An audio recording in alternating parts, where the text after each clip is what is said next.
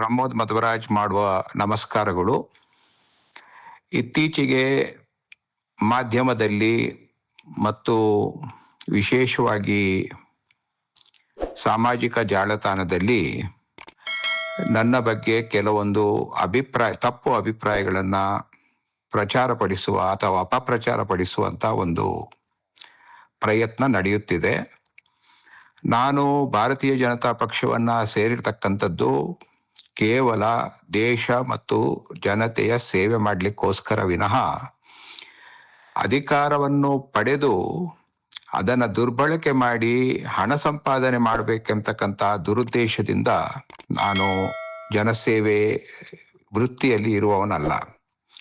ನನಗೆ ಅಧಿಕಾರ ದೊರಕಿದ್ರೆ ಅದರಿಂದ ಜನರ ಸೇವೆ ಮತ್ತು ರಾಷ್ಟ್ರ ಸೇವೆ ಮಾಡುವಂಥ ಪರಮೋಚ್ಚ ಉದ್ದೇಶವಿದೆ ಬಿಟ್ಟರೆ ನನ್ನ ಸ್ವಂತದ ಬಗ್ಗೆ, ಸ್ವಾರ್ಥದ ಬಗ್ಗೆ ಯೋಚನೆ ಮಾಡ್ತಕ್ಕಂಥ ಯಾವುದೇ ಗುಣಲಕ್ಷಣಗಳು ನನ್ನಲ್ಲಿ ಇರುವುದಿಲ್ಲ ಎಂದು ಸ್ಪಷ್ಟಪಡಿಸುತ್ತಿದ್ದೇನೆ.